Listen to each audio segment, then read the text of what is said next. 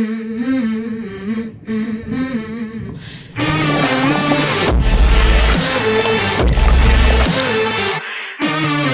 right, welcome to another episode of The Brosen. Tonight, I'm very excited about tonight.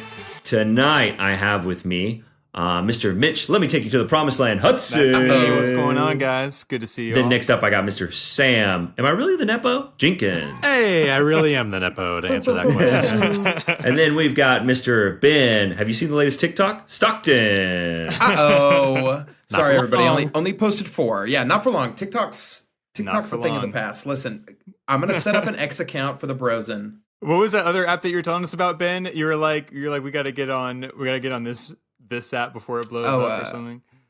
Red Note. It's a new Chinese Note? app. So tonight, we have a special guest, but the fun part is none of the bros know who it is. No. So, you guys got any guesses? Who do you think I brought on tonight?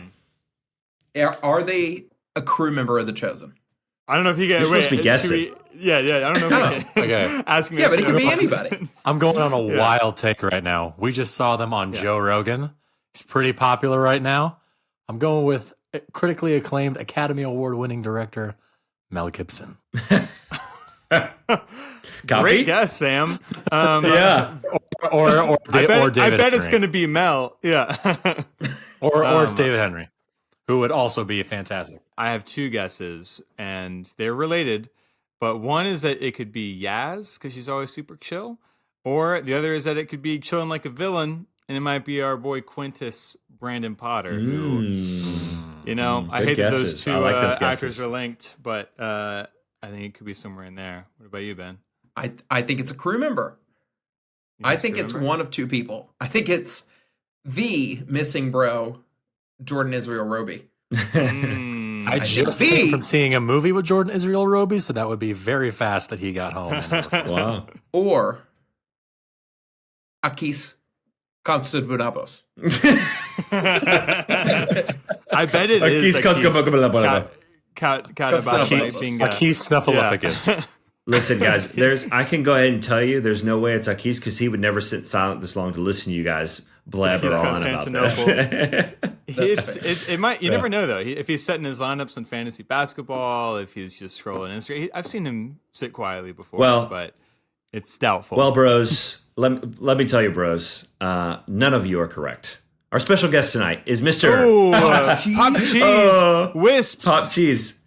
Oh, the cheddar flavor, even the best. Take it so much. Is it? I see a bald head. I see those eyes. Uh-oh. Mr. Kirk Woller. Let's go. Oh my gosh. Great to see you, man. This is awesome. Absolutely Incredible. someone who could sit quietly and patiently for the longest time. That's right. Hysterical. How are you, gentlemen? So great to see all of you. Good. It's great to see you too, man. This is a real Yeah. treat. This is, my gosh. It is. The podcast has officially begun. You know what I mean? Yes. Like we now have gotten Yeah. Kirk Waller on the show. This is great. It's an honor and a see you, blessing to man. be here, gentlemen. Who came up with the idea of Brosen? I think it was actually Kind of. Ben. I think it was I Ben was a going to say, few I think years I ago. just threw it out there one time. Yeah. Yeah. We had a group Yeah. chat. It was Adam and Ben and Willie and Roby and myself. And we were like, what should we call it? And then I think we were all throwing out names. And then Ben was like, what about the Brosen? And we were like, genius, let's call it that forever. And that was kinda, I think I meant it That's all more came together. jokingly too. That it was like, oh, what about the Brosen? And y'all were like, we love it. And I was like, oh, okay. that's it. Yeah, let's go for All it. Never good even ideas questioned stem it. from a bad idea. Yeah. Yeah. That's right. Honestly, pretty smart. I feel like pretty you great guys should phrase just there, be Adam. drinking beers or something, like hanging out. It seems A late night. the brew, Yeah. the bruising. The Just, bruising. And Sign up for our be Patreon great. and you'll see that. So Yeah. right. Yeah. The Patreon That's gives you late night brosen with the bruising. Late night with the bros. Yeah. Yeah. Or boozing. So Kirk, we Boozing, like to no, that's start. pretty good. We usually like to start off with our guests with a question with like an icebreaker. So Great. Icebreaker for tonight, just kind of a random question. So our icebreaker tonight is, I've got one, is what would you do if you couldn't do what you were doing now? So if you were not an actor, the incredible actor that you are, if you were not doing that, what other career would you be doing? And it can't be in the industry. It can't be in the film industry at all. Like, it can't be a crew member or anything like that. I would make furniture. Oh. No way. Oh, wow. Really? Yeah. Do you already Why? do that? Yes, sir. Yeah. Ah, that makes sense. I love working with my hands. My father was a mechanical engineer, so like we never had a repairman in our house ever for anything, from the TV to whatever. So he would fix everything. So I pass that on to my son now. But yeah, I built the stand-up desk I'm at, coffee table, dining table. I just love, and then the art of a design and then bringing that to life. So yeah, I think I'd be a furniture maker, but like custom cool stuff, not Yeah. I don't know, not That's awesome. Wix or Not something. like IKEA. Like yeah. Yeah. Well, some of IKEA stuff is really cool. That's true. That's true. Yeah, no hate on IKEA. Yeah. Yeah, you're like a regular Ron Swanson. You're just out there, just calmly, just putting. I don't know if Kirk's gonna know the reference, Mitch. Ron Swanson. Have you ever Mitch seen Parks and Recreation? Sorry, I'm a big fan of. He's like a tough guy character who kind of is like. Oh, I know who the He actor works in you're the Parks and talking Rec about. department. Yeah, Nick Offerman. Yeah, and he's like in a perfect world, I guess, be making canoes, you know. And I feel like that's you, which honestly I think makes sense from what I know about you. Yeah, I love that. Thank you. Yeah, that's a great question, man. I don't think anyone's ever asked me that. Ah, yes, nailed that one up first. So the question also goes for the other bros, and I'll answer it first to give them a moment to think about it. But if I was not a first AD, if I wasn't in the film business, I think I for sure would want to be a business owner. I think I'd almost do like real estate, maybe flipping houses and turning houses, or I definitely would want to own my own business for sure. And I would like it to be like a massive kind of business where I still get to tell everybody what to do like I do now. So that's all I'm looking for. That's right. great. So you guys, is this every time you have an episode, it's a different question, icebreaker? Yes. Yeah. Oh, okay. Yeah. Very interesting. Yeah, So that's you right. would Trying to like shake it up. Yeah. be a mogul, a real estate mogul? Yeah, something like that. Nice. Well, and Very you kind of have done some of that, right? I mean, I know you owned like a storage unit for a period of time, and Yeah, you were looking at if you go to rental property. Drakeinator.com/Zillow. Yeah. Drakeinator.com. Yeah, put the link slash in the there. Description down below. Yeah. Check out his Yep. real estate work. Yep. We've got an Airbnb just for you.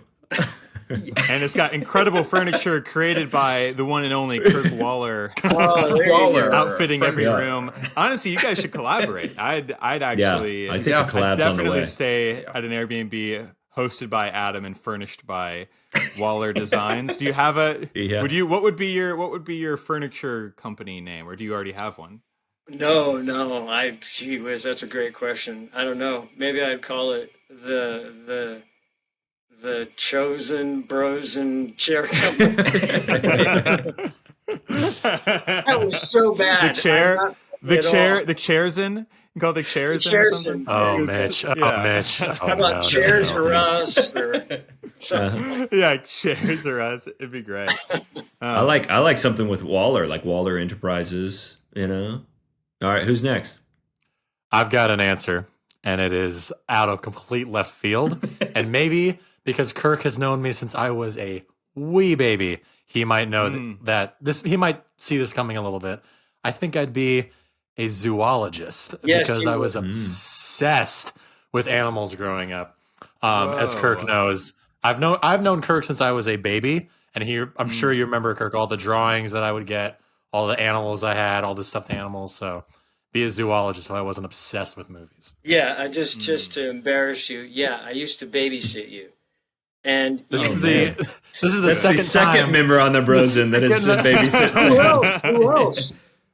James Cunningham. It's James Cunningham. Oh, James, yeah. And I remember babysitting you one time, and we were sitting on the couch, and you had so many dinosaurs on the couch, and you were just going, "This is a Tyrannosaurus Rex. This is a Manosaurus Gadget." Like you were just it was really, really impressive. And I remember That's still the case today. Yeah, really. still My son happens. is into it. You know all the names? I probably do. I was watching Jurassic Park the other day. I was showing my girlfriend for the first time, and I was going, "That's a Stegosaurus. That's a Triceratops. That's a Velociraptor." Yeah. And there's my one God. other thing that Sammy used to do. See, I still call you Sammy D. yeah. I'm going to Aw, ruin right. Sammy Sammy. D. Sammy Sammy. D. Here on out. You should Yeah. be Yep, Oh, now boy. he's Sammy D. Oh, boy. Blown it. But can you do your imitation of me in your dad's film? You know what film it Which is? one? Cliche? Yes. Oh, gosh. Ooh. Okay. So for context purposes, we can put the link in the description. But Kirk was in my dad's first ever short film called Cliche. And it is basically every moment in the movie is a cliche of an action movie or a cop movie. And Kirk played Detective Jack Lightcheck calling for backup. And that was the whole movie. That's Beautiful. great. Lightcheck, talk to me. Lightcheck, talk to me. Officer Lightcheck here. Calling for backup. This is Detective Jack Lightcheck calling for backup.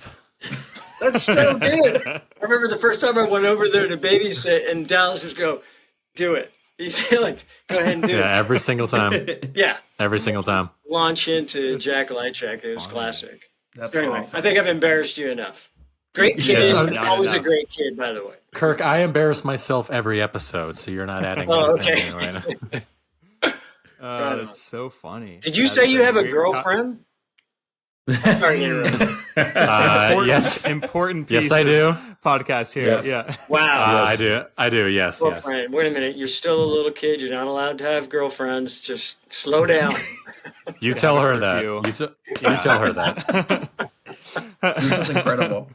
Each one of us on the Brosen individually will chaperone Sam on his dates. It's all very, Yeah. it's all very, you Yeah. know, controlled. Yeah. It's good. You Yes. would be very proud. Yeah, very responsible. Ben, what was the answer to Adam's icebreaker, if you had one at all? If I was in better shape, a professional mascot, I think would be a lot of Oh fun. yeah. Oh. Just, That would I be a mean, blast. you talk about like, especially Yeah. for an NBA team, like Rumble for the Thunder. It's just one guy who year round just goes to events and he hangs out, and then at the games he shoots half court shots all the time. It's incredible. You mess with people's popcorn. It's a great job. Wow. I couldn't That is imagine. a It would be great point. it would be a I would- blast every day. I would believe you. Have you ever dressed up as any character? I was a As a Roman matter of soldier fact- once, Kirk Waller. As a matter of fact, On, you guys shared a scene, Kirk. You We did- and, we and did. Tech- Kirk doesn't I even was- know. Shared a scene. Yeah, I in was one of season the 4. I was one of the background in one of your scenes in the Roman quarters. Oh, Ben, which there was scene? one episode. In episode 4 is actually when you. Spoilers for people. It's- If you have not watched episode 4, catch up now. But I'm pretty sure it's when the pass off is happening between Quintus exiting his office and you entering it. You know that So little like you handoff sort did of. you take Quintus out? No, I was I was the scribe sitting there at the desk. He's That's just like seated at the desk with welcoming, this like little reception coming in. in. Yeah. Yeah, Wow, that's I think very that's when cool. it is. I know it's in episode 4, right? Is that right, Ben? Yeah, that's I episode think 4. that's what it is. The opener of episode Yeah. 4. Wow, that's very cool, Ben. yeah. Well done, sir. Yes, sir. Thank you, thank you. I've always wanted to act. It's just never happened. Why aren't you? That's the question. That's the question. That's true. I need to give it a shot. You're here with a talented actor who also has an acting class, which I'm sure we'll talk about. I was going to more bring that later up on. as well. That's a But, very good point. That's a You're about to have that's no a very good excuses here, point. Ben. You're about to have Yeah. no excuses. Yeah. Yeah, I'll answer Adam's question, and we can dig in deeper into some of these aspects. But yeah, it's tough because I think I would, if I was outside of film altogether, I think I'd be trying to be as adjacent to film as possible. You know, I think I'd be trying to write books. I think that would be probably where I'd Oh, want to wow. land. You know, I first started out wanting to be an author, and so I think I'd probably go back into that sort of work. But if I had to do completely non-creative work, genuinely, I think I would just love running a restaurant. Like not Oh, as a wow. chef, but like as a manager. I think because I can't cook at all, but I think I would just love like running like a very like, I don't know, like prestigious kind of restaurant. I've always thought that'd be fun. I think when I retire, I think if I have a certain amount of money or a nest egg or whatever, I think I'd just either start or buy a restaurant to just manage. I think that'd be so fun. And you guys can eat there for free anytime. I'm telling you now. Cool. Cash in on this in 40 years. It's Yes. it's And it'll be recorded. real. There it is. I can't wait. The Brosen discount. Yeah, That's Filet right. mignon, baby. it should be called MH. MH. Ooh, that's a MH. great idea. Like kinda big nice. and- Just Good. MH. Yeah, classy. Yeah, I love That's very, that. very and cool. all I of my should totally chairs and keep doing that. tables. With Waller Designs. That's What right. about With Waller Designs. what And then about we could Mitch have a Donald's? mascot running through. Yeah. So you have a Restaurant mascot. That's a great point. I have a mascot, and there's like maybe like an animal, like some kind of like small zoo in the back, so that Sam can be Yeah. involved. You- Right. Exactly. somehow. I'm gonna run the petting zoo. Mitch, That's you right. should call it Mitch Donald's. McDonald's is so stupid, but I'm patenting it right now. It's great. Oh my God, you guys are Mitch. nuts. My pitch for your restaurant name is like a Ruth's Chris situation. So instead, it's Robert's Mitch restaurant. Robert's Mitch. That's a good idea. Robert's My first Mitch name is Robert. Steakhouse? If the Yeah, viewers for don't the know. for the Brosen audience that don't know, Mitch is a liar, and his name is actually Robert. That's right. It's Yeah, he Robert lies Michael every day. Hudson. Yeah, My nickname is Mitch. Kirk. Yeah. What? So I- Mitch is Isn't it? just made it up? It's my parents. My parents wanted to call me Mitch, and they wanted to name me after my grandpa, and they were like, "We can do both." And I think I was in kindergarten when I found out. They were like, "Write the first, letter of your name," and I was like, little shaky 5-year-old hand with a marker trying to do like an M. And they're like, "It's supposed to do an R," and I was like, "What?" And yeah, it's You been have confused Mitch. my whole Is life. Mitch your middle name or something? Is Mitch your middle name? No, it's Michael. I mean, Mitch is kind of short for Michael. Like it's Oh, short for okay. Michael in the way that like Bill is short for William, I guess. But it's Yeah. kind of it's a stretch. It's definitely a stretch. It did not make it. I one time had a boarding pass that said Mitch Hudson, and the TSA agent would not let me through security because my ID said Robert Michael, and she was like, she called over her friend. She was like, "You ever heard of a Michael being known as Mitch?" And the TSA agent was like, "I haven't." And I was like, "Come on!" And I missed that flight. But anyhow, I remember It was, that story, Mitch. No, That's it was so good. I remember the it's brutal. remember the first time I found this out is when Mitch and I were in Utah and we were at the rent-a-car place, and Mitch was getting all the paperwork done. It was under his name, and the lady goes, "Pick up for Robert Hudson," and Mitch goes, "That's me." And I slowly turn and look at Mitch. And Mitch just looks back and goes, "Listen, I can explain." It's a bit of a long story, Sam G. Liar! You're a liar! Oh, it's true. I can't lie to you. I can't lie to you anymore, Kirk. I got to come clean. You've been Mitch lying is to me a lie. about your whole life. I'm so confused. It's my I'm just gonna stage keep name. My on calling stage you name. Vince. Yeah. Okay. Yeah. Wow. Oh, I have man. 2 middle names, which is kind of a German thing. So I thought maybe it was one of your middle names or something. So, Kirk, besides the woodwork that you do, Yes, sir. something else that we know you do, but I'd love for our audience to hear outside of The Chosen is this actor class you do. Can you tell us about that? That's such a cool thing that you do. Oh, man. Well, thank you for asking. Let's see. So I started actor class 4 years ago with the intention of hooking up. And my original idea was anybody in the industry, from actors, writers, and directors who were succeeding at it, to connect them with those people who wanted to succeed in a sort of the classic mentorship way. Like if I wanted to be a plumber, I would find the best plumber in LA, man or woman, and I would follow them around all day long. And I'd watch what they did. I'd ask them questions. It goes back to, samurai sword making. They pass this stuff down, and you learn from the person who's succeeding. That's the best, not some guy in a college that's, never done a show or something who claims to know. Right. So anyway, 4 years ago, I never intended to mentor. I built a platform, and then I started mentoring myself. And you can, the Waller technique. See, that's arrogant, but it is true. It's called the Waller It's technique. great though. Yeah. Well, a friend of mine said you got if to. you got a technique good enough, you gotta name it after yourself. That's Yeah. how it's Well, done. he said you got to brand it, and I go, do you know how arrogant that sounds? The Waller technique, because really my technique is from the mentors two main mentors, Sanford Meisner and Alan Vint, and then I added something to it. So it's really 3 people. But anyway, yeah. So it's called the Waller technique, and you can go wallertechnique.com, and then actor class is with the K, an homage to my German heritage, actor, and then KLASS. LASS. And anybody can sign up for that, right, Kirk? Like, so Yes. even if it's you're never acted before or you're new to it, like you can come and just learn from you, right? Absolutely, yeah. In fact, Yeah. I almost prefer it when somebody hasn't had that much experience because they don't have bad habits. And so I'm able to, I trained for over 15 years with really amazing mentors and teachers. Like Sanford Meisner trained people like Robert Duvall, Gregory Peck, Diane Keaton, Jeff Goldblum, Sandra Bullock, and like his technique, 65 years he did it. And so, I just want to pass that along and do it in the right way. So if somebody's new, they don't act. So after 15 years, I can simplify it and go, no acting, just be yourself. You got to start with yourself, not act. So anyway, that for another time. But That's thanks for asking. Yeah, that's awesome. We'll put the link in the description for your class so people can check it out. Well, 'Cause that's awesome. what's also so fun about that is that so many of our BG come from your school. Yeah. So we have a lot of students showing up like, hey, I'm a student of Kirk Woller. We're like, all right, well, great. Then you're getting your first legit experience on a film set. And so they talk all about it and they love it. So I've met so many of your students that rave about it. Thank you for saying that. It's interesting. I realized I did it with, I just asked. I'd never done anything like that, but I just felt like kind of creating a direct pipeline for those people that really wanted to work background, really care about the work, and I can make sure they're ready.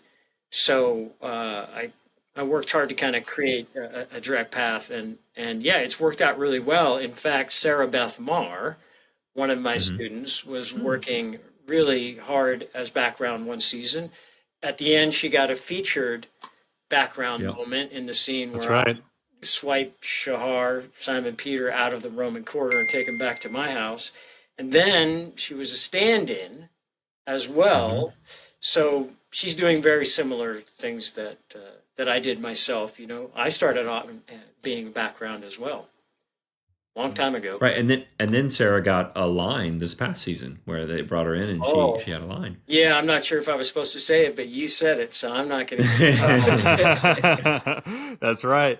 Yeah, it's always so exciting when one of your students comes and is a background artist type because you can tell that they have a respect for the craft that I'm sure was somewhat already innate inside of them, but also is very much cultivated by you in your class. I think you teach in such a kind of respectful way, like respecting of what acting is as a craft, but then also how acting is a part of a larger puzzle, especially on a film set, right? And so when your students come to set, I know, okay, great. Here's a reliable person who's going to listen well, make good choices, and be easy to work with because they've learned from you. Yeah, and it's always. Well, really I'll go even farther. One of your students this last season worked so hard that she actually overworked herself to the point where she was like, I have to keep going. We had to get one of our medics to take care of her because she was so overheated. And so I had to eventually be like, we love you so much. We're so glad you're here, but I have to send you to the emergency room because you're working so hard. Sad. And she was like, but I want to be here. And I'm like, I know you do. We will find another opportunity for you. I promise. She's like, but Kirk taught me so much. I'm like, Kirk will understand. Kirk will understand. Just to get to the ER and we'll take care of you. She's so embarrassed. She feels so bad. She was so embarrassed to even tell me. And I go, what?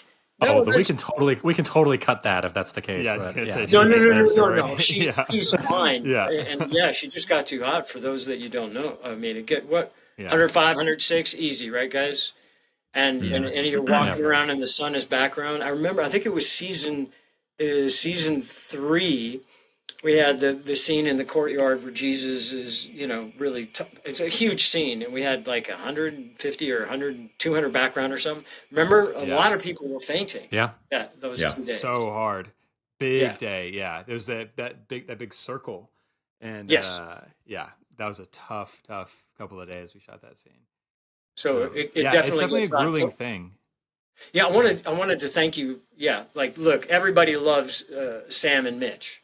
They all come back saying, and Adam as well. They, but because you guys are working more directly with them, Mitch and Sam, they love you guys. They think you're so great at what you Aw. do. You're so kind, and you just make them feel so welcome. So, gentlemen, thank you for doing that. That's really lovely of you. Appreciate it. Thanks for saying Love that, him right Kirk. back.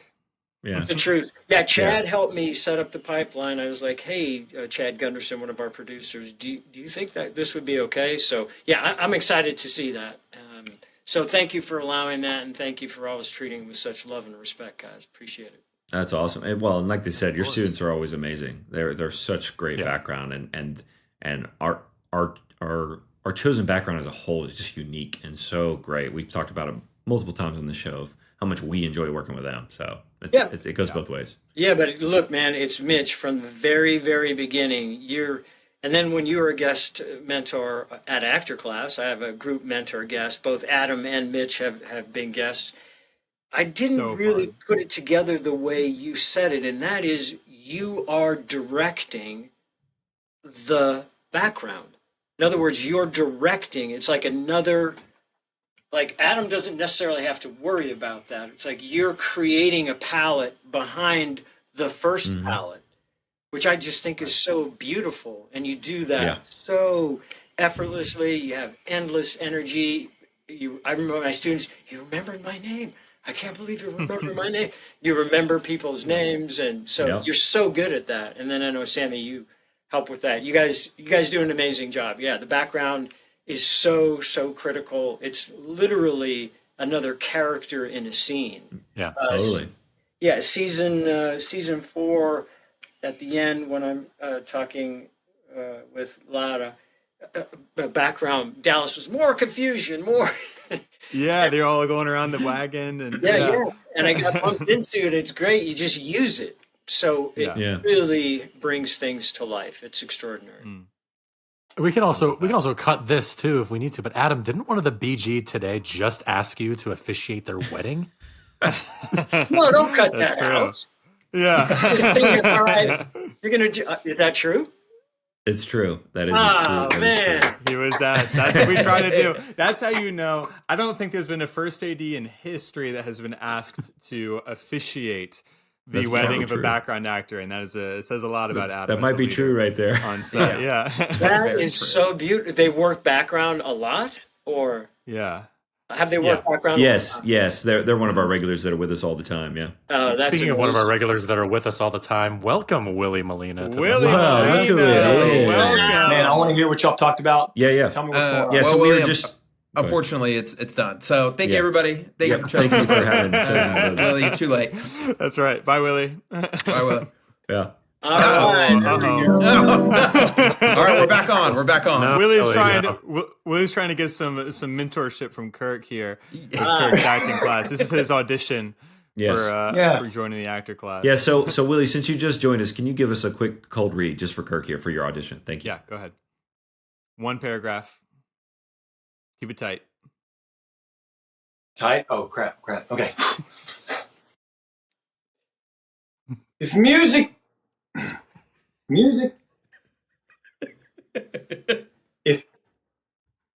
if music be the food of love, play on! Great, thank you for that. So, right, Kirk, cut. what are your first notes for this upstart actor who's just trying to get a foot in the door? What do you have to say to Willie on his read there? I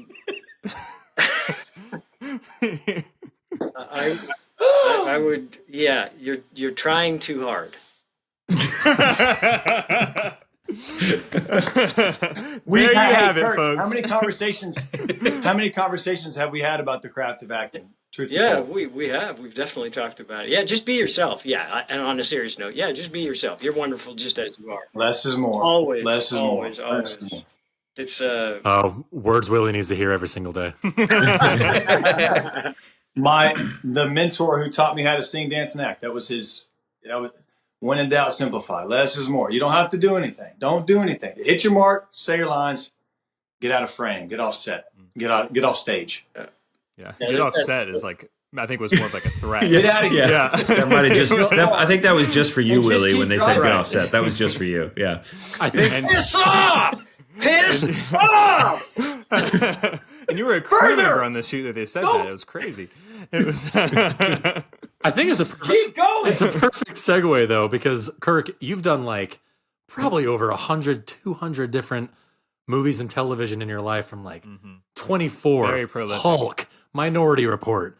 The list goes on and on and on. So like, what would you say was your most intense or incredible experience you've ever had on any of these massive film sets, any of these massive stars you've worked with? My dad could be included here. You never know. But what would you say is the most intense or incredible experience you've had on a film set in your years of being in the business? Yeah, look, it's the straight up truth, and I've been saying it for 25 years now since I've known your dad.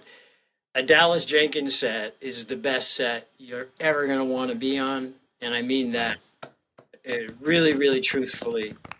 Yeah, no, it's true. It starts at the top, and your dad has a great soul. He has a great eye for talent. He leads by example. He's kind. He's loving, and all the things I've done, and basically everything your dad's ever made. I've never seen anybody freak out or blow up on set. And compare that to some Hollywood sets, it's like nuts, right? The stuff that I've seen in that world. But so truly, and the most intense, working with your dad has always been great. It's a great experience for everyone. I know you guys would agree with that. But also season 4, the 2 pivotal scenes that I was able to do, those were, very rewarding for me as an actor. So, and those were, quite intense, asking Jesus to heal your son, and then sort of converting was great and very intense and lovely. So, other than that, are you looking for like a bad story or like maybe not a bad story, but like which Memorable. one stands out to you the most, like memorable? Because like you've told me stories from the set of Minority Report and 24 and the X-Files and so many incredible TV shows and projects, but like which one speaks out to you? Well, I think most, it's kind like of the first thing you think of. Well, it's a kind of a funny story. I hope. So it was my Minority Report with Tom Cruise. Well, you know what? I got to go back. I think a really intense moment for me was, first of all, when I found out that I got hired by Steven Spielberg. He had seen my reel and he hired me for a film called AI. So, Never heard of it. Yeah, never heard of it either. Willie. That's AI. Yeah, what's Artificial that? intelligence. And so, believe it or not, I was shooting my first film with your dad, Hometown Legend, playing the assistant football coach opposite Terry O'Quinn. And they were so cool because I'd never got a script. I didn't know what I was going to do. All I knew, I was a pre-crime cop. I mean, not a pre-crime cop. I was a Rouge City cop. That's all I knew. Never got a script. Never got anything. The dates kept on changing, but your dad was so amazing. Whenever they need you, we're going to let you go. So I fly back to where we're shooting in Foley, Alabama. And then I fly all the way back to LA on the Warner Brothers lot on this rainy day. I get in my wardrobe. I'm standing there. I'm waiting. I think I waited all day long. I walk on set, and it's Rouge City. And if you guys have ever seen that film, it's just a whole bunch of scantily dressed women walking, like a whole soundstage full of women, like half dressed, basically. That wasn't the intense experience. But then we got a really great lecture from not Steven, but his first AD about sexual harassment. Like, Oh, wow. serious. Yeah. This is back in 2001. 2000. What do you expect me to do? Yeah. It's so anyway. What was intense was what happened next. So I go up and I'm introduced. Nice to meet you. And he goes. Spielberg says, "Okay, Jude Law and Haley Joel Osment. They're just going to walk up, and I want you to intercept them and don't let them go by."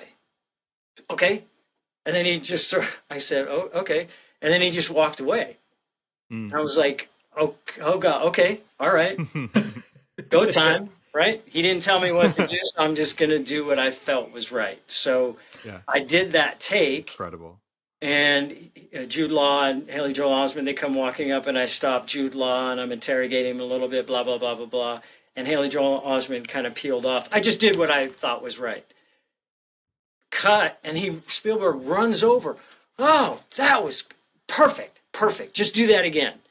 He was like so excited. It was like a moment I was okay, great. So we did it again, and then it went really well. And then here's where the story gets interesting. After that, he came up to me and he goes, do you have to leave? And I said, well, I'm shooting a film in Foley, Alabama. My flight is a little bit later, but no, not right away. And he said, come over and sit with me. So we go to the next set. Now, this is a true story. We go to the next set, which was just Haley Joel Osment and who did I just say? Jude Law. Jude Law. Yeah. So they're setting up that shot. Just casually Jude Law, but it's okay. You know. Yeah. He was Fine, really go on, cool. Steven. Jude Law, yeah. Cold Mountain, you probably haven't seen Well, it. in the makeup trailer, Jude Law came up to me and goes, do I look like I'm artificial? You know, he asked me my opinion of the makeup, and I said, yeah, man, you look great. So I go over, I'm following Steven Spielberg, like my mind is reeling, like, is this really happening? He goes, yeah, have a seat.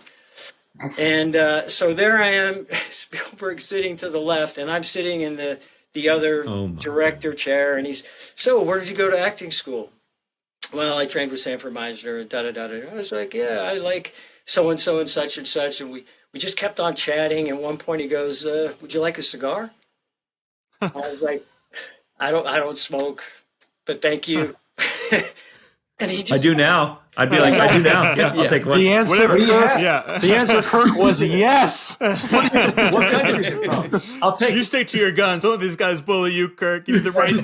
it was so surreal, you guys. You have no idea. Like, just to be sitting there. And then we kept on chatting, and I was asking him questions, how did you get your start? And I just, asked him a lot of questions. He asked me a lot of questions, offered me the cigar. I said, no, thank you. And then this went on for a little while. And then he turns to me and he goes, I'm sitting where you are. He turns to me and goes, how'd you like to play a cop in another film I'm doing? Oh, my God. Oh my gosh. What? And I was like, Incredible. I said, that would be. I'll take a cigar. Yeah. No. So he said, you want to be, and I looked at him, I said, I would be honored. Thank you. And then he turns to Kathleen Kennedy, his big-time producer, who says, great, Of course. I have my first pre-crime cop. And he turns to me and he goes, the film's going to be called Minority Report. We're going in the spring, yada, yada, yada. Gosh. So I hung out a little bit longer. I respectfully said, thank you. I think I kind of floated out of the soundstage back to my trailer. But yeah, that was a crazy true. Steven Spielberg. That was the perfect answer. The story of all stories. Kirk, you lived a dream scenario. Like, how many points were you kind of like, am I awake? Is this actually? Yes, this is exactly. Also, is this real? Let me point out, you go, Adele's shaking said there's nothing like it. So when I was talking to Steven Spielberg,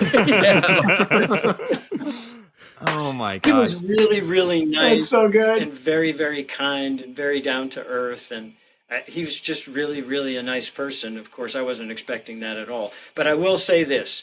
The moment I found out that I got hired by him, another true story, I cleaned the toilets in my house. I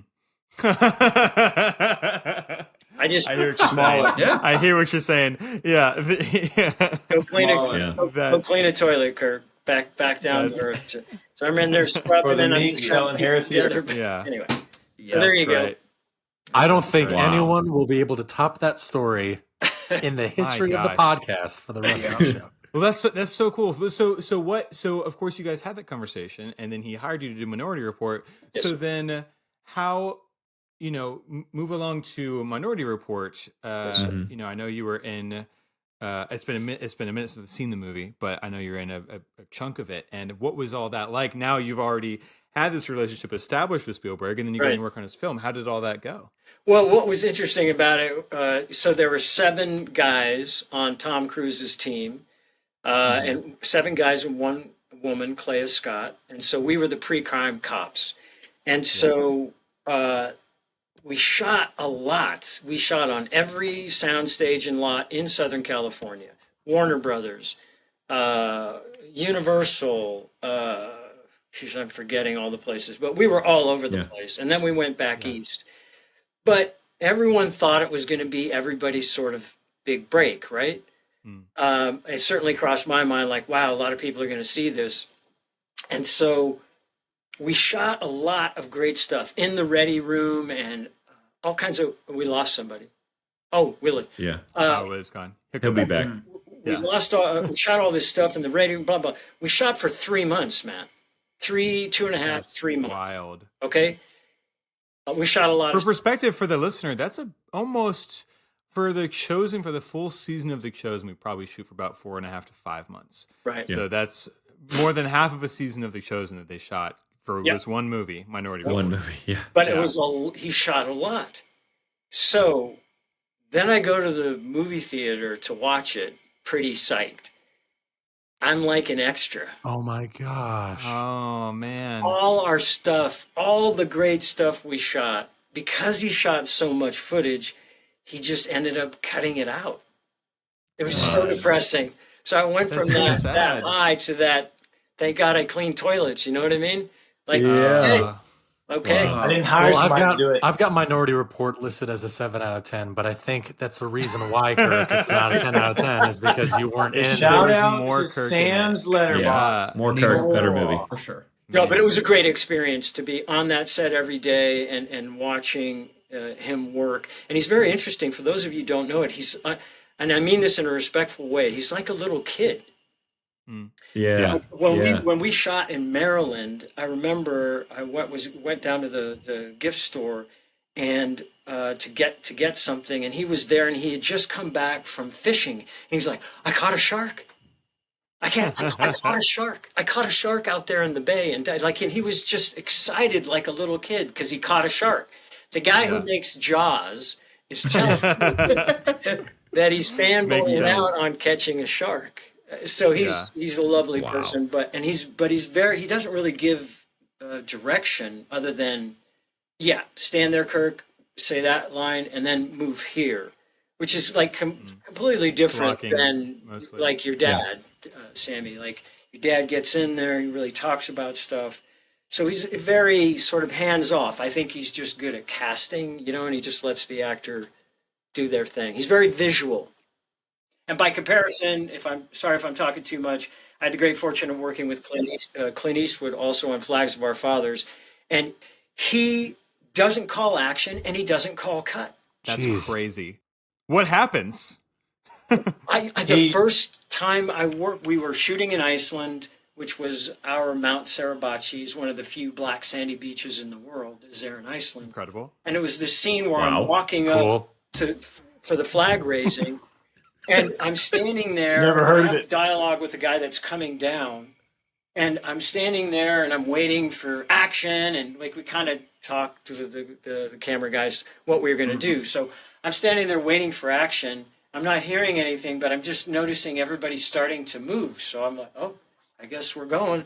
And I start moving, and then I just do it, and then there was no cut. And I'm like, what just happened? It was so weird. But I learned very quickly that he is so organic and works. He's like a jazz musician. He's actually a jazz pianist. And where Spielberg is like classical music, Clint Eastwood is like jazz. He just lets it happen. Let's see what happens. And then when he's done, he just goes, that's enough of that. And then we move on. That's incredible. Awesome. That's incredible. Okay, so you said that Steven Spielberg is classical music and Clint Eastwood is a jazz musician.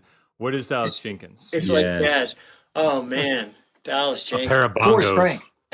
Is he just like the entire album Human Clay like by the chime. Creed? Like what is what is Dallas? Oh, he's the Jenkins? cowboy. What did he Is he the sing at the cowbell? gas party rap? Yeah, just like a classic rock band. He's like a slide guitar. Like, oh my gosh. I was going to say Dallas like fine wine. Oh, okay. Not really musical, but I like it. Yeah. It goes with the others. Yeah, kind of. Dal is just the ultimate. He from the very beginning. Our relationship started 25 years ago, and the first thing we ever talked about, other than NYPD Blue, because my character killed Andy Sipowicz, and I get blown away, and he had seen that scene with something I had sent him, which was part of the meeting. But he wanted to know how to. Yeah, work. cool, man. Just so casual. This is just Sam's jealousy. Yeah. You're the coolest, Kirk. You're just the coolest. What did I do now? What? You just nothing. Just go on, Kirk. It would be a fever dream if I was blown away on NYPD. Exactly. I see. Yeah, Jimmy Smith pops me up. It sounds incredible. It sounds incredible. Yeah. Hey, but Sam, he was your babysitter. How cool is that? That is also true. Are you telling me dinosaurs? That was his baby. I told him about dinosaurs before Steven Spielberg did. All right, so we can. That's a great tie-in. Yeah. I lost track of what I was saying. You were saying that Sorry, Dallas Kirk. is you guys. my You're fault. working with Dallas for 25 years. He's seen your. Well, the your first thing take we from- talked about is he asked me how to work with actors. That's where our friendship and relationship started. Because how do I talk to actors? He's fresh out of college, I guess 23, 24 or whatever, working on his dad's film Left Behind. And that's where it sort of started. Nepo baby. So, yeah, he's always been... Dallas is so great with humanity. He doesn't like stereotypical characters. He likes to dig in. He understands human behavior. He understands emotion. He's also become an incredible orator, but he knows what he needs. I've got stories from Best Christmas Pageant Ever too. The way his mind works at this point is it's a balance between getting the humanity, but also knowing what he needs to have a moment in the film. So it's this really unique thing that your dad is doing, and it's really beautiful. I could talk about it for hours, but yeah. That's awesome. Yeah, so we're gonna need so Kurt, we're gonna have you on every single week, and each week is just a new story from Kirk. We'll move It's our gonna way be through your Kirk's special of the week. Yeah, that's right. The Kirk Corner. And it's just you just sharing a small story. We take a break every episode for set stories with Kirk. Yeah, exactly. So fun. That's so fun. Hi, my name is Willie Mellina, and Trevecca Nazarene University is proud to sponsor this episode of The Brosen, rated Middle Tennessee's top Christian university in the Wall Street Journal's 2025 College Pulse rankings. Trevecca prepares students for servant leadership in more than 70 undergraduate majors, including a degree in film and television. Visit trevecca.edu to start your journey from calling to becoming. And a very special thanks to Trevecca film and television students for editing this episode, as well as all of our episodes. This episode of The Brosen is brought to you by Exalt Pictures. Using radical art to resurrect faith, Exalt Pictures has created bold, graphic t-shirts of Jesus and soon other biblical characters, here's your Jesus one, in a gritty kind of Marvel comic style. They even had a Marvel artist draw their illustrations. These tees aren't just art, they're conversation starters. It's a powerful way to display your faith and share the gospel with a pop culture-driven world. Christianity was the original counterculture. Now you can wear it like one. Check yours out at exaltpictures.com. Back to the show.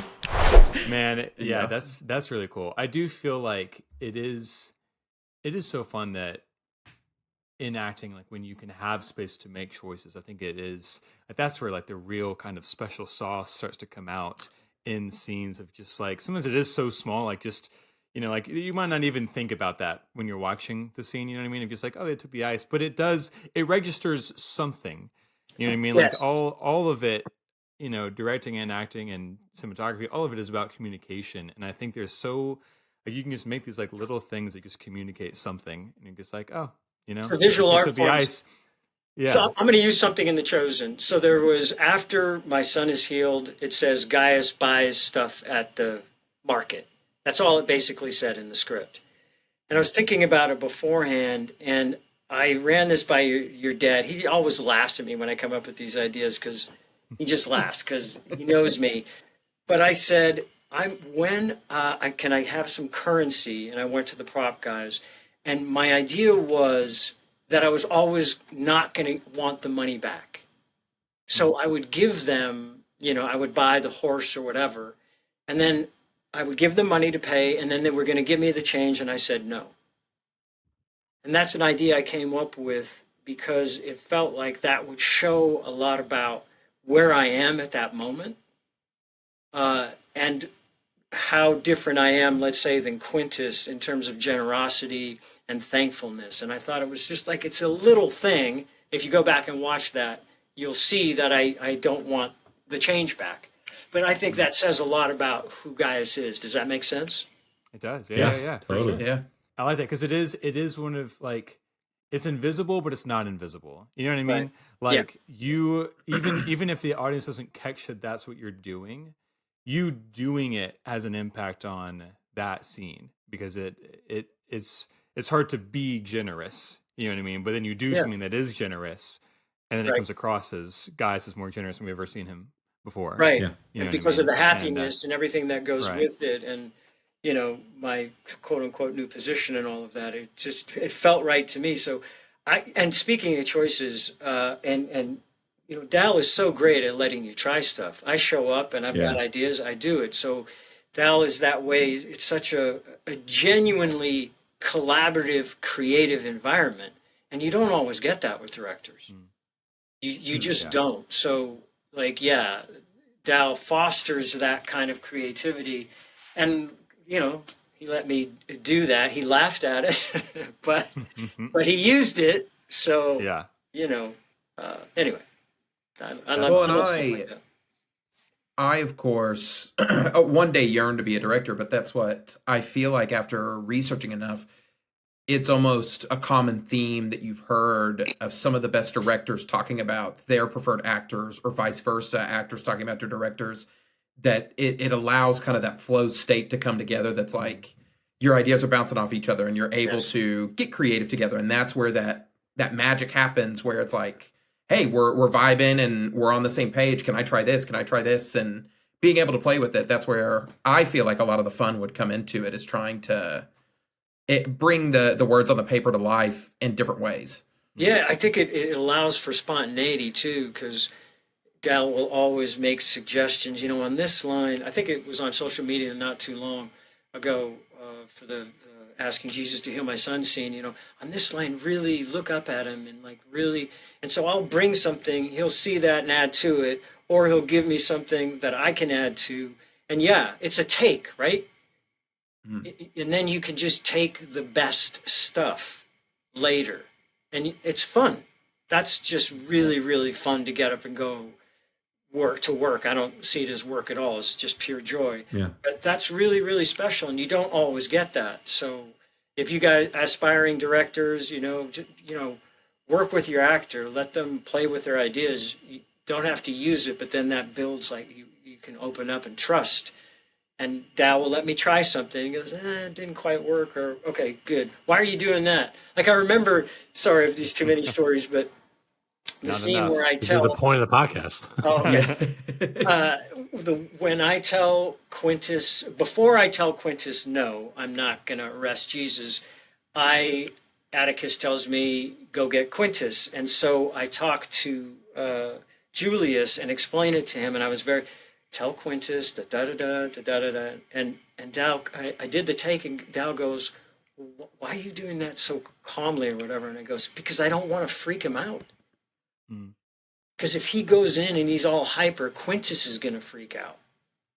So I go, tell Quintus, this is it, keep it easy. And he was like, oh, yeah, okay, that makes sense. I never thought of that. So it's fun when that's awesome. I'm able to contribute something that maybe he hasn't thought of, because he always has such great ideas. I always enjoy having something that he hasn't thought of, or showing something in a different way. So it's truly collaborative, and it's just awesome. That's awesome, man. I'd love to dive into that a little bit more. What's so amazing about your character, Gaius, is that I feel like you have one of the, if not the best journey across the show, where we were the bros. We were just watching the first couple episodes not long ago, and you're so cold and hard towards Matthew and your typical Roman, and then now you're talking about those scenes where you have full conversion and you've given your life to the Lord, and you're giving money back to these people that you disgusted so much. Talk a little bit about that journey of some of the decisions you've made along the way to go from who Gaius was at the beginning to who he is today in the show. Thank you. I think it started with, first of all, Dal never tells me anything, even though we've been friends and working so long. So I didn't know where Gaius was going. He never tells me. Of course, So, nobody knows. Yeah. what's that? You hear more than me. Nobody knows. He doesn't tell us anything. You hear way Same more with than you me. guys? Oh, okay. No. We don't know Like, anything. Even at Chosen Con, it's like, you couldn't tell me about 5 and 2? I mean, you couldn't tell me? Because it was supposed to be a secret. So you couldn't tell me? Anyway. So funny. Yeah. So I don't know until I read it. So I have taken the same journey that Gaius has. So it's really been pure in that way. In the beginning, That's awesome. one way, and it's been this slow progression. And as an actor, you take what you're given and then you bring that to life. But I made some, even though there was a hard coldness to Gaius from the start, I also brought my humanity to Matthew, because I always start as an actor. I always say, what would I do if I were in this situation? And if I'm working with a guy 8 hours a day, 5 days a week, I'm not going to be a jerk to him all the time. You know what I mean? Yeah. There's going to be some connection. On top of that, when I read it, it said he was sort of perhaps on the autistic spectrum. My son has a friend, August, who's on the autistic spectrum, and I know how I talk to August. It's not, I talk to him differently, not down to him. It's just his mind works differently. So I talk to him in a slightly different way. So I decided to bring that to those. Oh, that's good. That's good. Like, I'm curious about this young man. I understand first century, we never heard of the word OCD, but he was just sort of odd in that way. So there was an innate curiosity, and I wanted to bring that humanity to it. So that's where it started, and it's inherent in the writing, and I just followed what the writers asked me to do. That's awesome. No, that's great. That's great insight into that. Yeah. Which is so cool to see how you bring that to your character, because this is probably the character that you've spent the most time with across your entire career, because you've done 1 or 2 episodes of 24, NCIS, The X-Files. But is this the first character you think you've spent over the course of multiple seasons with and multiple episodes? I have never in my entire career been a series regular on anything. Wow. That's insane. It's a shame. Not that's once. crazy. Over here smoking cigars with Steven Spielberg, but not on a regular show. Yeah, that's true. Not once. Getting shot by Jimmy Smits, but that's okay. No, not once. I booked something opposite. Who's in Lethal Weapon? They were partners. Mel Gibson. Danny Glover. I did land a role as a regular in that. That was my wife saying hi. But that show didn't take off. So I've never been a series regular, Sam, ever. Yeah. Ever. Yeah. So That's the most insane. I've ever done is 5 or 6 episodes, and I think it was X-Files. So for me, this is a dream of a lifetime, honestly. Because I've never had the opportunity to have arcs, to be able to take a journey. And then also, I have to say, as an actor, the stability that comes with knowing you're a series regular is insane. I've never had that my entire career. Different world, right? Oh my gosh, it's really incredible. We have 2 more seasons left. I'm a series regular, so in the actor brain, okay, I got a gig. We're up till The Chosen. My entire career was got a gig, got to go get another gig. Got a gig, got to go get another gig. So this is an absolute. You've worked with so many great people, but who better than for this role, this opportunity to be with Dallas? Yeah. I got a question for you, Kirk. Heaven sent, God sent. If you can try to grab something down memory lane, if you could think about the time where Dallas Jenkins showed up the most human, he just totally dropped the ball, or he was thinking wrong scene, wrong anything. It doesn't matter where it doesn't have to be necessarily a bad thing. It can just be somewhere where he just was, let something go, where he just showed up human. But it almost maybe might be the most endearing moment of him. You know, I don't know. Okay, get ready. Talking and letting something go. He used to like to fart on set. This is a scoop. This is an important story that's happening right now. Yeah. I have no idea what it's like to fart on set. I've never done it. Yeah. I mean, he was just. Are we liars on this podcast, Will? Yeah, I didn't realize this was called The Liars. Never farted Yeah, on the set. Lizen. I mean, The Lizen Lizen. episode. I haven't clear done it once. rooms, his farts. They were just. And so, oh, God, everyone. Wait, sorry. Say that again clean. Say that again clean. No. All I said was that, yeah, he used to do that from time to time. That was his trademark, his signature, I guess. I don't know. He would do what? He would do what? He would just fart.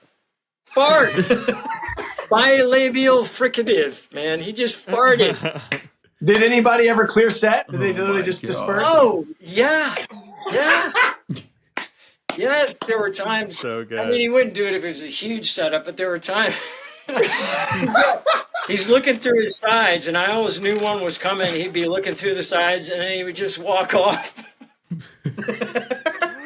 It's so funny. Listen, in my life, I have sent probably 51, 61 text messages total to Dallas Jenkins.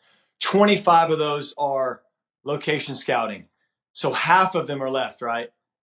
Half of those are me farting for my camera in the most simple. I just let one rip and I just stare right in my phone and I'll send it to him and he'll be like, you shouldn't have raised your chin or you shouldn't have this. He's like, I want you to fart and I don't want to see anything. Are you serious? He'll give notes. He gives notes on these fart videos I had the from best Willie. fart of my life. I was on a show in Florida and I just gassed. I got super gassy. And I'm talking about like embarrassingly like long and loud, like and so something's not right. I walk into this YMCA for a workout and I got this bubble. I got to get rid of the bubble before I jam.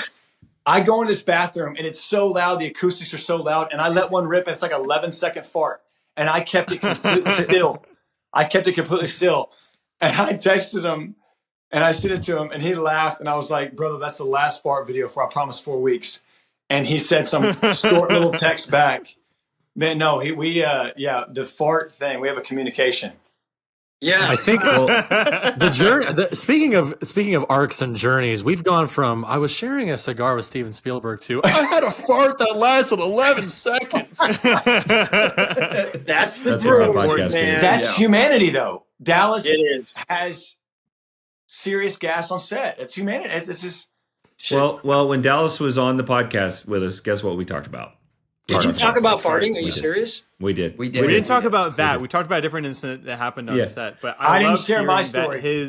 his obsession with farts in the workplace of film set has started and has lasted for a long time. And I'm glad to hear it was there at the Utah, beginning. freezing cold. Yeah.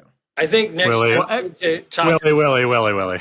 There needs to be a Do whole we need more fart stories? we need a special section in next Chosen Con about Dallas's farts. That's a great point. I mean, I'll be honest with you, and this is maybe an important thing to share too. It hasn't exactly stopped. Like I know you're saying it has maybe stopped in that Yeah, I was gonna say. but it still happens, but just at his little monitor. Like if you fans of The Chosen who watch the behind the scenes and you see all those like cool clips of Dallas, like, you know, he's looking up and he's like directing and he's watching the screens. And you see Adam and I and sometimes Sam kind of standing right there behind him, you know, probably once a day. He'll give us like a small look over his shoulder. And then we're like, uh-oh. And we just kind of back up a little bit. And then if there's no women on the set, he'll do his signature. It's foul. So I gotta tell this fart story. One more fart story. Look what I've This is a started. Dallas fart story. So we were in Simon Peter's house, and we're shooting in this might have been during your scene, Kirk. I don't know. Oh, Honestly, it might have been. We were in the house, and so we were shooting in the main area, but Dallas's monitor and myself were in the bedroom, which is a tiny room. And Dallas had been feeling it all day. And we were in between setups, and he just like looked around, did his thing like Mitch talked about, where he looks over, and I mean, he just, and then he hears a little snicker, and he looks back and go, and Ariel, our props, was sitting right there, and he goes, and he doesn't do that in front of women out of respect, and he's like, Ariel, I'm so sorry, I had no idea you were in here. So it's just like, wow. It's just like, Oh my gosh. So there's Gaius asking his son to be healed with Jesus, and then we got yes, we got Dallas next Dallas to in the the other door. room. Dallas, yeah. About 15 feet away. Yeah. Bravo. Now If that's you are great willing, will you please juxtaposition. cleanse me? That's right. That's right. Oh, That's man. Well, thank you for sharing that with us, Kirk. That's good to hear. Yes. Yeah, that's the roots incredible. of Dallas. He was the same man that he was 25 years ago that he is today. Yeah, that's really true. He hasn't changed. Yeah, no, that's he's famous.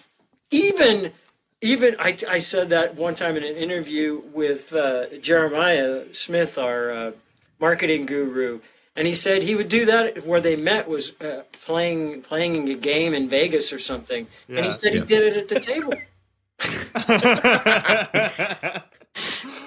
Oh Anyway. man, that's fun. He's an animal. Well, Old Dallas. I want to bring it back. So, Kirk, you talked about extras in the beginning. I'd love to hear about how you got started. How did you? Because you've had this amazing career that we've talked about, and you've worked with Eastwood and all of our favorites here, Spielberg, which is incredible. How did you get your start? How did you first start, and what did that look like? I was 8 years old, and my third grade teacher decided to make me the lead of a play, and I loved it, and I was hooked since then. But my parents are from Germany, and they didn't believe that their kid should have an acting career, so I got an undergraduate degree in business and marketing, and I was the president of my business school and all this other stuff. But then when I graduated, I moved back to Seattle, where I'm from, and I just started over. And I just started taking acting classes. I took movement classes. I was a part of a modern dance company in Seattle. And it was during that time that I found out about, in those days, extras or background work. And so my first background job was on a film called Black Widow, directed by Bob Raffleson, Conrad Hall. I think both of those guys had won Academy Awards. Conrad Hall was He was the DP. of it? Conrad Hall's a crazy. DP. Conrad Hall is like a legend if you guys don't know who that is. He's As a like shot DP. some of the most incredible Yeah. as a DP, he's shot some of the most Dang. And Deborah Winger was in that film, Wow. nice. Oh my as gosh. was Terry O'Quinn. Now, true to No form. way. Yep. Oh, here's- wow. Gosh. Okay, Here's so a- for those that don't know Terry O'Quinn was in the first feature that my dad ever produced, and he's also John Locke on a little show called Lost, which is one of my favorite shows of all time. Yeah, that's Terry O'Quinn. And Kirk had mentioned Terry O'Quinn earlier. Yeah, that's crazy. Yeah, so here's circle. what happened so I worked background on that film, working on with these greats, and they told us to go away. I wouldn't go away. I was always so curious and hiding, and I just wanted to soak it in and learn. I found the right moment, and I cornered Terry O'Quinn, and I said, "How do I get where you are? How do I be an actor? What did you do? How do I do this?" And he gave me advice. And he says, you got to get theater trained. You got to work hard. It's not just given to you. He gave me all this great advice. And then all those years later on Hometown Legend, he's the head football coach and I'm the assistant football coach. So it was a really So cool, legit. That's crazy. full circle moment. Did he remember? cool. Did he remember you? Incredible. Kirk, I did he know. remember you? Great. That's No, really and I- great. All right, give us a second option. Give us a second option there, Kirk. Gentlemen, unfortunately, I have to hop off for the night. It's 10 p.m. my time. I got to wake up early. So sorry, boys. Benji has something called responsibilities to attend to. So Before Ben goes, I'm going to. So I would like to pitch to you guys an idea that I just had while listening to this. All right, we all heard Ben earlier say that he's always been interested in acting. He's always wanted to learn more about it. He's always wanted to check it out. Here is my pitch, okay? Mm-hmm. I'm going to say that we, the Brosen, will pay for Ben to take one of Kirk Waller's actor class classes. Yes. And then, Ben, you come back and tell us all about it. And you can check out what Ben experienced. And we record in Kirk's that class. Yeah. And we Can we record that record- class. Take my money, Mitch. Take my money. Kirk, would we be allowed to record that class if Ben did it? Sure, I can record it myself because I'm on Zoom, and then I could send outta it to here. you. But I really get into it. I really would want to give Ben the real thing and not be. Right. Please. What else would we do? Okay. Well, also, we don't have to necessarily take it from his class. I'm just saying we can also, have Ben report back after taking a real class too. Whatever you're comfortable with, Kirk. But I get. I want to understand the person and how somebody thinks, and yeah. I get pretty intense about it.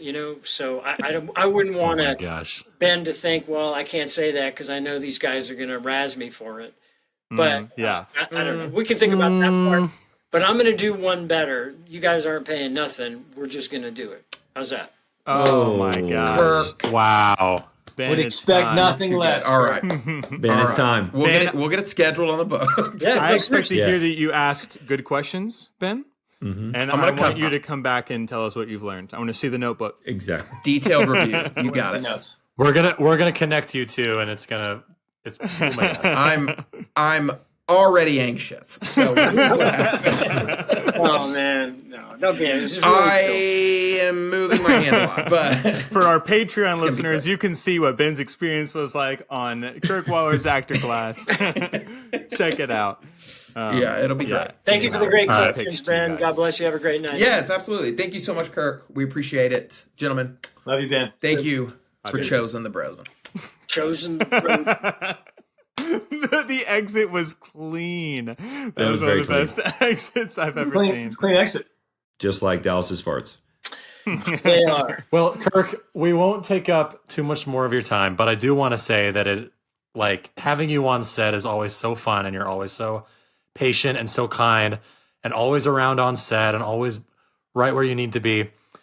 It just means that you never cause any corrosion on set. Doesn't even make Which- any sense. So we want to Corrosion? So we want to thank you for having chosen the The Brosen. Okay, if you've made it this far in the episode to the very end, we talked for Kirk for over 2 hours. So, we couldn't put that all in one episode. So if you would go over to our Patreon, I'll put the link in the description. It'll also be right here on your screen, right here. But Kirk talked, he gave a lot more acting tips. He talked best Christmas pageant ever. He suggested even books that he's read, that he's learned from, directors and actors that he's worked with. And we even talked a little bit about Promised Land with Mitch. So all that is on Patreon that we talked with Kirk Woller that we could not fit into the episode. So go check it out.